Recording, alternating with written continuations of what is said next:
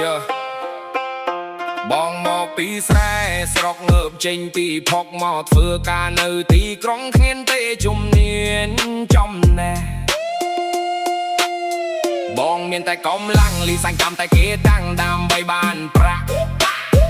បងមកពីជនបទជីវភាពត្រកត្រត់តែបងទៀមត្រង់មិនចេះកាត់គេលួចចោកសូម្បីម្ដងយកភាពស្មោះត្រង់ជាដើមទុនជីវិតធ្វើការឲ្យគេគ្មានទេពាក្យថាលំបាកទោះឈឺចង់សម្រាក៏គ្មានសិទ្ធឈប់ធ្វើការទាំងឈឺមិនថាថ្ងៃឬយប់គ្មានបនគ្មានទៀនស៊ីហូបាត់គ្មានផុនសំលុយខ្ញាល់ទៅស្រុកក៏ឲ្យថ្លៃថ្នាំពេទ្យការចំណាយម៉ែពុកគាត់ចាស់ត្រុកតើរកអីបាន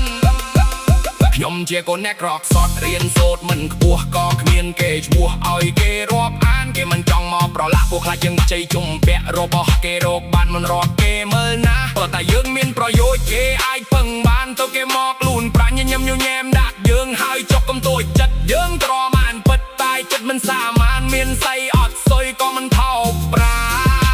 នរកបានចិត្តបានប្រមាណស័យប៉ុននឹងទៅ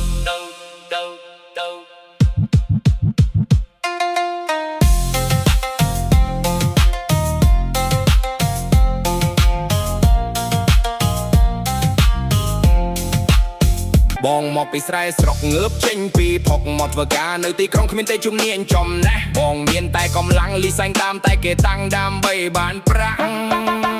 បងមកពីជនបទជីវភាពក្រក្រត់តែបងទៀងត្រង់មិនចេះកឹបគេលួចឆក់សូម្បីម្ដងយកភាពស្មោះត្រង់ជាដើមទុនជីវិត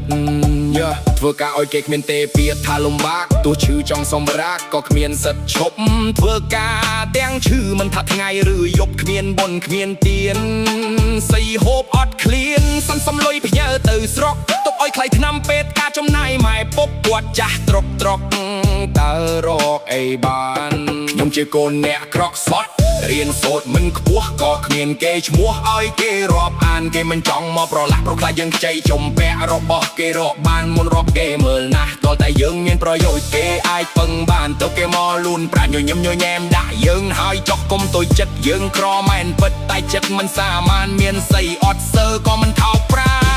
នរកបានតិចបានប្រ